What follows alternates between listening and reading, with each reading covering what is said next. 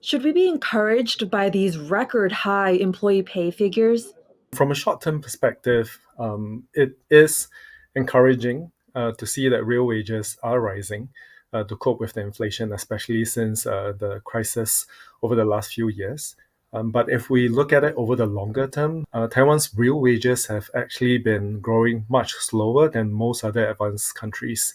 When Taiwan look at wage increases over the last many years, when we think in terms of minimum wage increase, we think in terms of how it should be pegged to economic growth or inflation, but we do not think about whether it is adequate for basic living. A large swath of Taiwanese workers are actually earning much lower than the basic wage necessary. So if even if real wages are increasing, they are not adequate to keep up with the overall cost of living for basic necessities in Taiwan.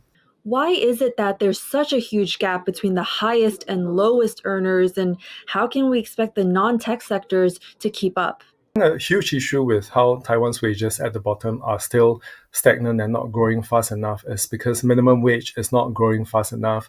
When government officials tend to position it as the manufacturing tech sector earning higher wages and therefore it's more beneficial, the positioning neglects the fact that we should be looking at how the tech sector is growing at a normal rate or even still at a relatively slow rate, and that the services sector should be the one that should be catching up with the tech sector.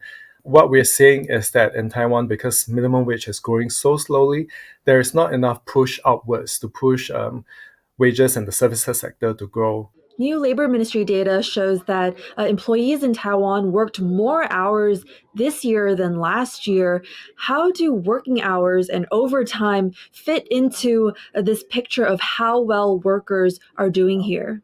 Taiwan's work hours are actually one of the longest among the advanced countries and in the world. If we do look at the correlations with life satisfaction, work engagement, fertility, it shows that there is a significant correlation in that workers are more unhappy, they feel that they do not have enough time. It also decreases the intention to have children, and this impacts on Taiwan's long-term growth as well. There are economic and social impacts. Income inequality drives higher social unhappiness, less trust towards other people, and also less support for Taiwan's democracy, which is very important, especially for Taiwan, to defend itself from external forces such as China.